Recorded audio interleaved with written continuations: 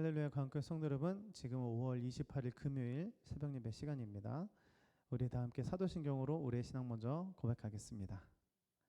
전능하사 천지를 만드신 하나님 아버지를 내가 믿사오며 그 외아들 우리 주 예수 그리스도를 믿사오니 이는 성령으로 잉태하사 동정녀 마리아에게 나시고 본디오 빌라도에게 고난을 받으사 십자가에 못 박혀 죽으시고 장사한지 살만에 죽은 자 가운데서 다시 살아나시며 하늘에 오르사 전능하신 하나님 우편에 앉아 계시다가 저리로서 산자와 죽은 자를 심판하러 오시리라.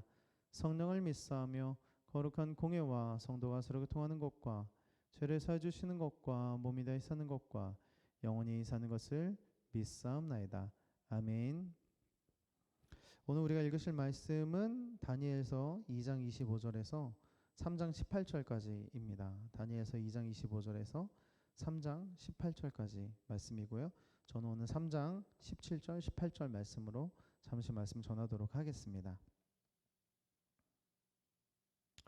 어제 말씀의 마무리를 하면서 바로 그리스도인들이라는 그 그리스도인 즉 교회라는 뜻이 무엇이냐라고 한다면 세상 속에서 부름 받았고 그리고 다시 세상으로 나아가는, 그래서 세상 속에서 살아가는 그리스도인들이 진정한 의미의 교회다라고 이렇게 말씀을 드렸습니다. 자, 우리는 이렇게 세상 속에서 그리스도인으로 살아가야 하는데요. 문제는 그것이 쉽지 않다는 겁니다. 왜냐하면 세상의 가치관과 하나님 나라 백성의 가치관이 다르기 때문이죠. 그래서 어떠한 경우라도 부딪힐 수밖에 없고 심지어는 핍박을 당하기도 하게 된다는 것입니다. 생각이 다르니까, 가치관이 다르니까 부딪히게 되는 것이죠. 그러다 보면 사람들은 특히나 그리스도인들에 대해서 더 높은 잣대를 주기도 하고, 그리고 막 싫어하기도 하고, 또 심지어는 말씀드린 것처럼 질투하고 핍박하기도 합니다. 그런 상황 속에서도 우리는 어떻게 세상 속에서 그리스도인으로 살아갈 수 있을까요? 어떻게 살아가야 되는 것일까요? 오늘 본문 말씀 보니까 한 번은 바벨론의 왕 느부갓네살이 꿈을 꾸는데요. 아무도 해석하지 못할 때 다니엘이 그것을 해석해 주게 됩니다. 그 지혜가 얼마나 놀랍고요, 놀라운지 이거 참 말이 안 되는 장면인데, 느부갓네살 왕이 정말 그 당시에 최고의 왕, 최고의 권력자의 왕이 다니엘에게 엎드려서 절을 하게 됩니다. 그리고 이제 다니엘에게 뭐 원하는 게 무엇이냐라고 할 때 이제 다니엘이 요구를 하는데요. 다니엘의 세 친구가 각 지방에서 일을 맡아서 다스리게 됩니다. 자, 한번 생각해 보십시오. 다니엘과 세 친구는 유대인입니다. 근데 바벨론에 와서 포로로 끌려왔는데 이들이 각 지방의 고관이 된다는 거예요. 그러니까 기존의 바벨론인 고관들이 이 사람들을 볼 때 얼마나 배가 아프고 질투가 났겠습니까? 그래가지고 어떻게 하면 저 녀석들을 그냥 고발할 수 있을까 이렇게 생각을 하고 보다가 딱 걸리게 되었습니다. 한 번은 느부갓네살이 이제 세운 금신상이 있는데 그 금신상을 만들어서 제막식을 하게 되었어요. 고관들도 모이고, 그리고 이제 그때 어떠한 것을 말하냐면 이 금신상 앞에 절하지 않는 자들은 불타는 화덕 속에 집어넣어서 죽여버리겠다 이렇게 말을 합니다. 자, 이 장면을 한번 생각해 보십시오. 그러면서 많은 사람들이 모였고 그 중에는 다니엘의 세 친구도 있었습니다. 이어 나팔이 불립니다. 모두 다 금신상 앞에 꾸려 절하라, 경배하라. 모든 사람들이 일제히 꿇어서 쫙 경배하는데 그 중간에 우두커니 세 사람이 딱 서 있는 것입니다. 바로 다니엘의 세 친구입니다. 딱 걸린 거죠.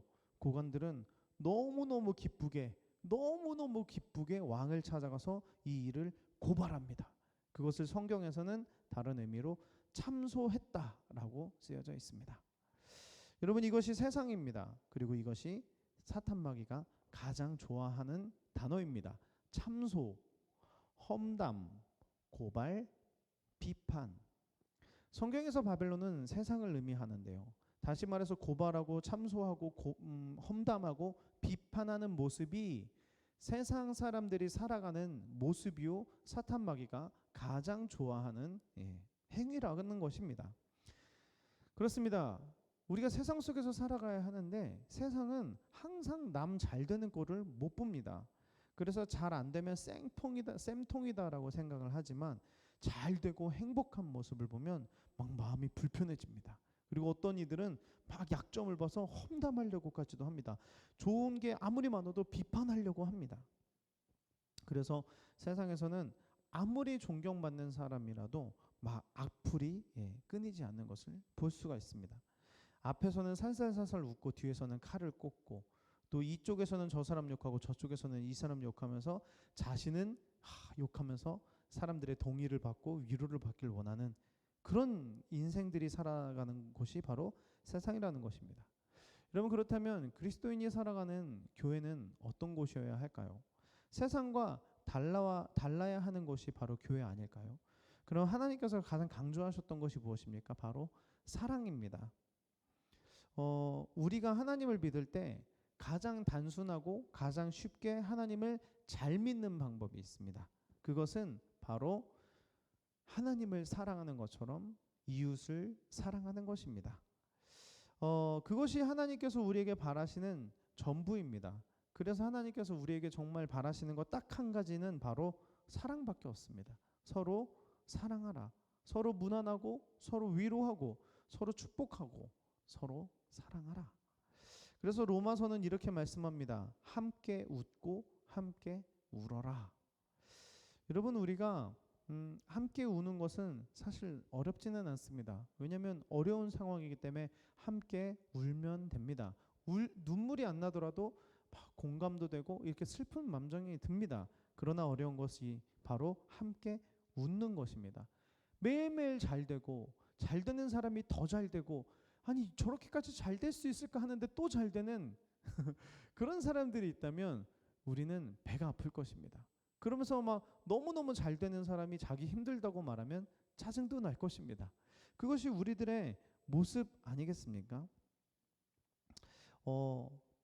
그렇다면 우리가 그런 모습을 보면서 배가 아프고 질투도 나고 심지어는 비판하고 험담을 하게 된다면 이거는 교회나 세상이나 별반 다를 바가 없다는 것입니다.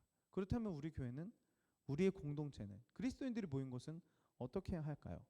그런 기쁜 상황에서 그런 함께 웃어야 하는 상황에서 함께 웃기 힘들어요. 그런데 그가 잘 되는 것을 정말 함께 웃을 수 있는 사람이 있습니다. 아마 배가 아플 것 같으면서도 함께 웃을 수 있는 사람이 있습니다. 누굴까요? 당연히 가족입니다. 가족은 정말 잘 되면 잘 될수록 더 웃을 수밖에 없습니다. 이 사람이 너무너무 잘 되고 모든 일이 잘 되면 더더욱 웃을 수밖에 없습니다.